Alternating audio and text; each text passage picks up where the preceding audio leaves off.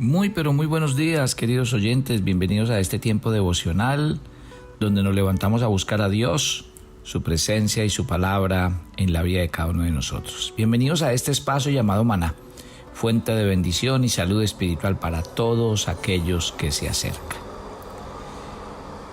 La verdadera iglesia, el espíritu de la verdadera iglesia, nos lo narra la historia en Primera de Corintios, hablando de la iglesia en la que estuvo al frente Pablo.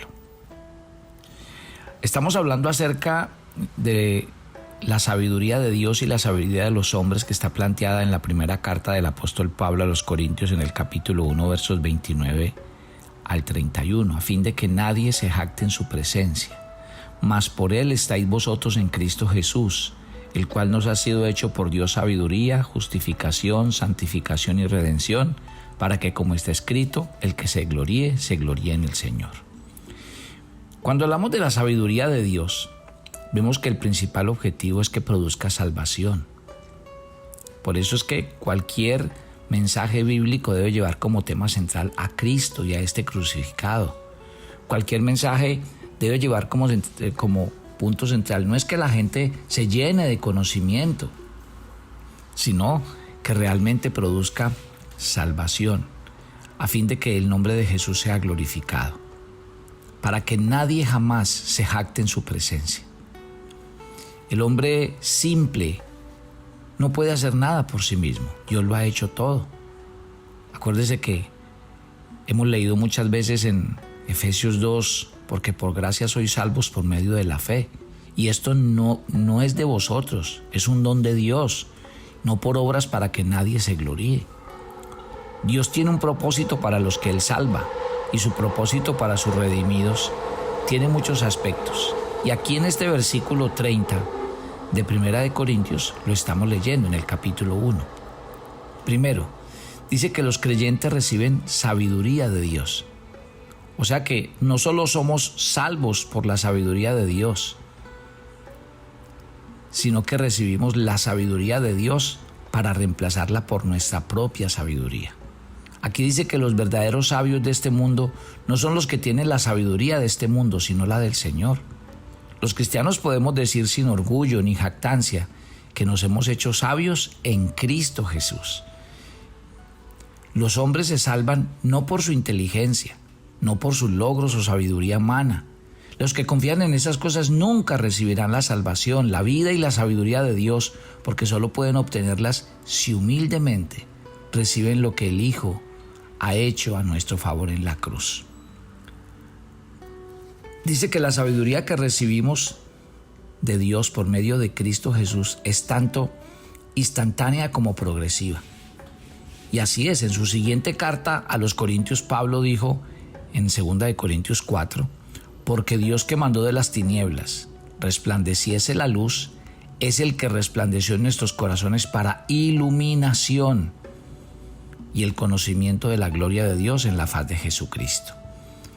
Mire que el hacedor y dador de la luz es también la fuente y el dador de la luz espiritual. O sea que lo primero que un creyente aprende es el conocimiento de la gloria de Dios. ¿Y qué significa la gloria de Dios? Su majestad y su grandeza. La sabiduría divina también tiene un aspecto progresivo. ¿Cuál es? El Dios que hemos llegado a conocer por medio de Cristo lo llegamos a conocer en la medida en que vivimos llenos del Espíritu Santo. Mire que Pablo oró por los creyentes en Efesios 1 diciendo que ellos reciban espíritu de sabiduría y revelación en el conocimiento de Él. Ellos ya tenían el don inicial de la sabiduría de Dios, pero Pablo oraba para que eso siguiera creciendo en sus vidas. Y también la sabiduría tiene un aspecto futuro, y es la oración que hace Pablo en el versículo 18. Dice, alumbrados los ojos de vuestro entendimiento, para que sepáis cuál es la esperanza a la que Él os ha llamado y cuál las riquezas de la gloria de su herencia en los santos. O sea que cuando toda persona recibe la sabiduría de Dios, puede demostrar a Dios mismo. Puede mostrarle al mundo el plan que Dios tiene para él aquí y en la eternidad. Ese es el modo en que el mundo vive, pero también es la manera como nosotros con la sabiduría de Dios podemos llegar a sus vidas. Lo segundo que es Cristo, según el versículo 30 de Primera de Corintios, es justicia de Dios. ¿Y quiénes son justificados con Dios? Pues muy sencillo. Aquellos que entendiendo su vida pecaminosa, estando muertos en sus delitos y pecados, saben que solamente pueden confiar en Él para que Él los justifique y sus pecados no sean tenidos en cuenta. Dios, dice en la Biblia, al que no conoció pecado, por nosotros se hizo pecado. Cuando Dios mira a un cristiano, acuérdate que ya no ve a esa persona, ve a su Hijo y su justicia, la justicia de su Hijo en esa persona. Y cuando esa persona confía en Cristo, esa justicia es cambiada por la justicia de Cristo. Por eso Filipenses 3:9, Pablo dice, la que es por la fe de Cristo, la justicia que es de Dios por la fe. Recuerde que el hombre nunca ha tenido justicia propia y nunca puede tenerla por sí mismo.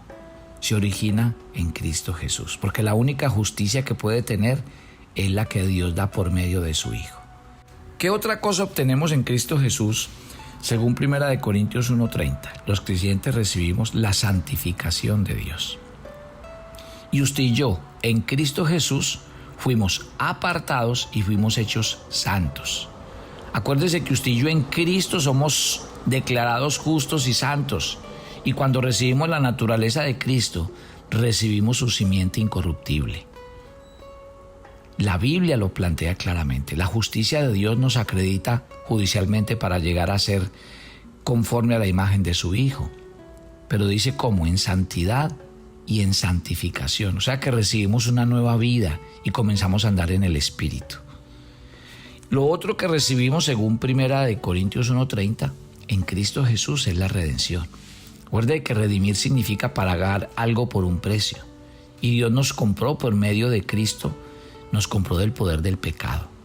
Cristo ha dado las arras de nuestra herencia para la redención de la posesión adquirida, para alabanza de su gloria, dice Efesios 1:14. Pedro también nos dice que usted y yo fuimos rescatados de nuestra vana manera de vivir, no con cosas corruptibles como el oro y la plata, sino con la sangre preciosa de un cordero sin mancha y sin contaminación. Entonces, cuando el Señor dice que nos da estas 4 cosas, en 1 Corintios capítulo 1, versículo 30, termina diciendo, para que como está escrito, el que se gloríe, gloríese en el Señor. Entonces, aunque hemos recibido sabiduría, justificación, santificación y redención de Dios, no tenemos ninguna base para el orgullo ni para la jactancia, porque no merecíamos, ni ganamos, ni producimos ninguna de esas cosas. La sabiduría del hombre, recuerde, no puede producir ninguna de estas cosas. Solo puede generar orgullo, conflicto, divisiones. Pablo lo dijo de esta manera: lejos esté de mí gloriarme, sino en la cruz de nuestro Señor Jesucristo. Entonces mire que esta pelea y contiendas que habían entre los corintios, ahí uno entiende por qué había tanta división. ¿Sabe por qué? Porque estaban llenos de filosofías, de sabiduría humana. Los corintios estaban llenos y fragmentados de creencias, de lealtades, porque eran humanas. Y Pablo les recuerda a ellos que cuando él llegó a ellos por primera vez les presentó el Evangelio y lo hizo de una manera muy interesante. Vamos al capítulo 2, pase al capítulo 2 del 1 al 2. Así que, hermanos, cuando fui a vosotros para anunciaros el testimonio de Dios, no fui con excelencia de palabras o de sabiduría, pues me propuse no saber entre vosotros cosa alguna, sino a Jesucristo y a este crucificado. Ya hemos notado lo que el Evangelio nos ha dado, lo que la palabra del Señor y lo que hemos obtenido en Cristo: sabiduría, justificación, santificación, redención, y que esta no se obtiene mediante sabiduría humana. Pablo aquí está demostrando que tampoco hay que presentarlo por medio de esa misma sabiduría humana, porque dice que Pablo, cuando llegó entre los corintios, no llegó ni como un filósofo ni como un gran erudito de la Biblia. No, él llegó presentando el testimonio de Dios. Testimonio significa declaración. Una persona solo puede testificar lo que ha visto, lo que ha escuchado, lo que ha experimentado. Un testigo solo declara ante un tribunal lo que él vio, oyó personalmente. No está para especular, ni para imaginar, ni para deducir. Entonces, cuando usted va a la iglesia, Usted no va a la iglesia a oír acerca de política, de psicología, de economía, ni siquiera de religión. Yo creo que uno va al templo a escuchar la palabra por medio de su pastor.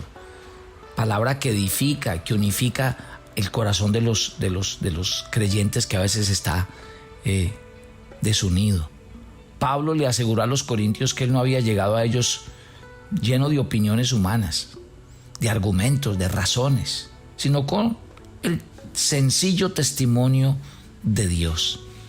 Mire que por allá también en 2 Corintios 4, más adelante, él dice: antes bien renunciamos a lo oculto y vergonzoso, no andamos con astucia ni adulterando la palabra, sino por la manifestación de la verdad, recomendándonos a toda conciencia humana delante de Dios. ¡Qué belleza!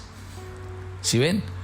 Pablo también le advirtió a Timoteo en el capítulo 4, versos 1 y 2: pero el Espíritu dice claramente que en los postreros tiempos algunos apostatarán de la fe, escuchando espíritus engañadores y a doctrinas de demonios, por la hipocresía de mentirosos que teniendo cauterizada la conciencia.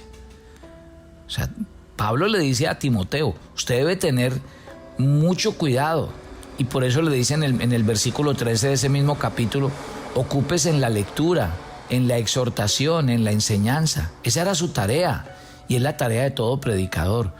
Cualquier otro enfoque, la verdad, no edifica en la iglesia. En su segunda carta, Pablo le encarga solemnemente a Timoteo, dice: te encarezco delante del Señor Jesucristo que prediques la palabra. ¿Sí? Imagínese, ya tan solo póngase usted en el cuadro, porque uno a veces no puede comprender cómo un hombre que ha sido llamado a ser ministro de Dios puede hacer otra cosa que no sea predicar la palabra de Dios y estar listo para hacerla a tiempo y a destiempo. Muchas congregaciones, sin embargo, no quieren que sus pastores prediquen solo la palabra. Ellos sufrirán la sana doctrina, porque teniendo comezón de oír se amontonarán maestros conforme a sus propias concupiscencias. En estos tiempos de una poca fe firme, del escepticismo, de la apostasía, aparece mucha especulación, toda clase de opiniones. Y yo sé que eso hace que los oyentes sean invitados a que escuchen toda clase de cosas. No está bien. Acuérdense en el tiempo de Moisés, que los discípulos fueron y buscaron allá a Aarón y le dijeron: venga, háganos un Dios. Y lastimosamente muchas veces hoy en los púlpitos se están creando predicaciones, enseñanzas que llevan a la gente, en vez de buscar a Dios, generar idolatría. Cuando estuvo predicando Pablo a los corintios, como cuando predicó en otras partes, dice que él se propuso no saber cosa alguna sino a Jesucristo y a este crucificado. Él no estaba interesado en discutir ideas o puntos de vista humanos, suyas, propias, de cualquier otro, no. Él no proclamaría otra cosa sino a Cristo y a este crucificado, resucitado. El apóstol no estaba diciendo que él no predicaba o enseñaba más otros mensajes, los leemos de Pablo. Pablo enseñó todo el consejo de Dios, como dice por allá en Hechos 20:27. Él ministró en los Corintios durante 1 año y medio enseñándole la palabra de Dios, dice Hechos 18:11. Pero la cruz era, y todavía lo es, la piedra de tropiezo o la locura para los que no creen. Y hasta que una persona acepte la revelación de Dios en la cruz, no importa ninguna otra revelación. La predicación de la cruz fue tan dominante en la primera iglesia que precisamente muchos judíos y gentiles acusaron a los cristianos de adorar a un hombre muerto, porque Pablo estaba dispuesto a hacer el esfuerzo necesario para explicar y clarificar la cruz a fin de que una persona comprendiera el evangelio.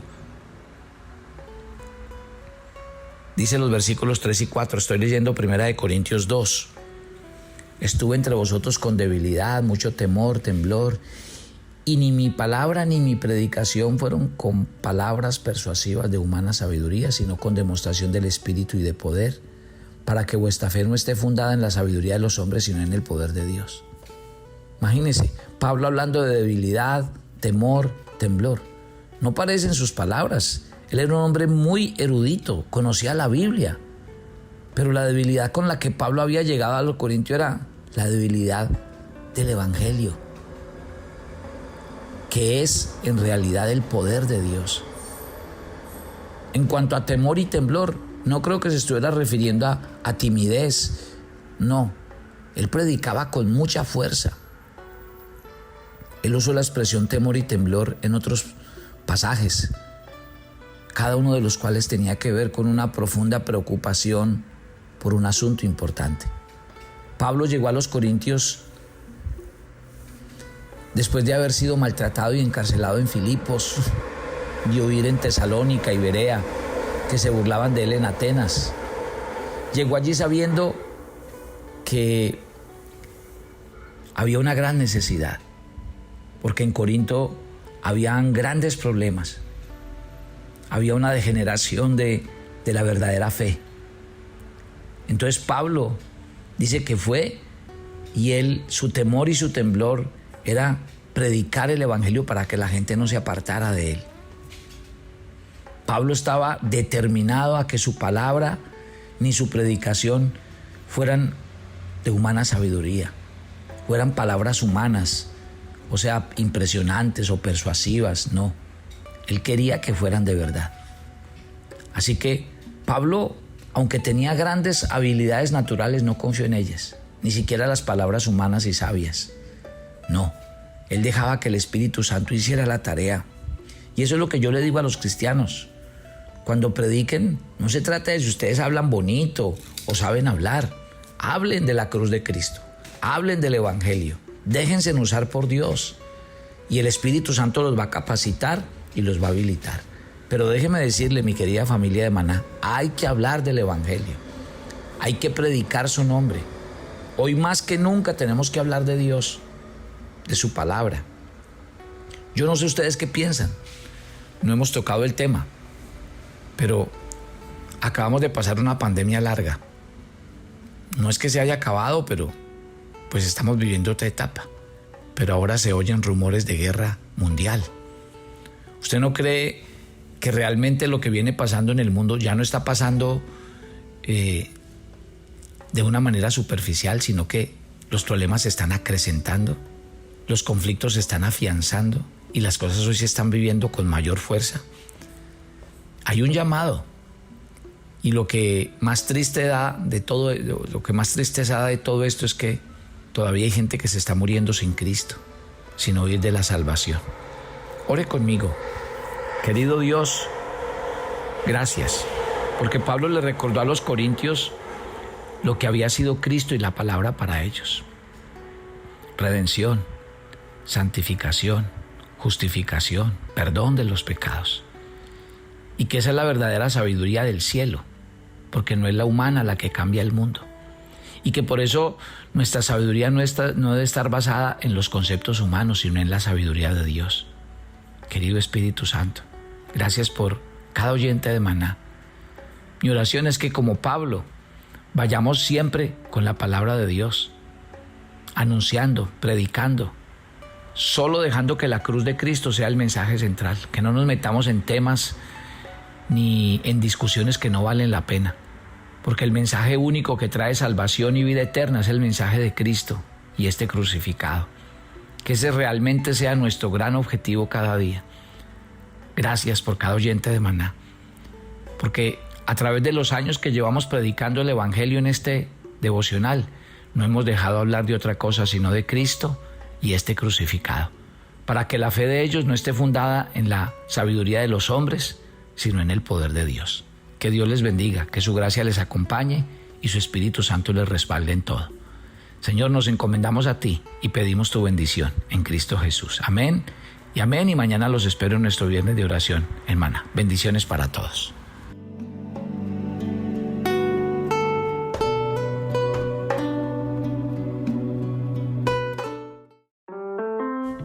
Toma tu agenda devocional Maná. El pasaje sugerido para la lectura en tu devocional personal el día de hoy es Hechos 8 del 26 al 28. El Espíritu siempre te quiere utilizar. Solo necesitas obedecer a tiempo sin dudar de su poder. Te invitamos ahora a que respondas las preguntas que encuentres en tu agenda que te llevarán a conocer cada vez más a Dios y crecer en tu vida espiritual. Y para confirmar tus respuestas, visita nuestra cuenta de Facebook Devocional Maná.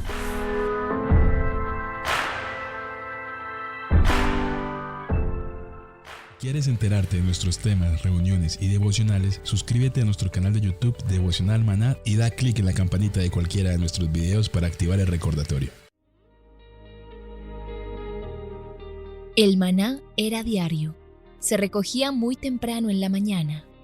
Cada uno recogía según su necesidad y se recogía por familias. Muy pero muy buenos días. Bienvenidos a este tiempo devocional donde nos levantamos a buscar a Dios, su presencia y su palabra en la vida de cada uno de nosotros. Maná, el alimento espiritual diario que no puede faltar en nuestras vidas. Conduce Carlos Ríos.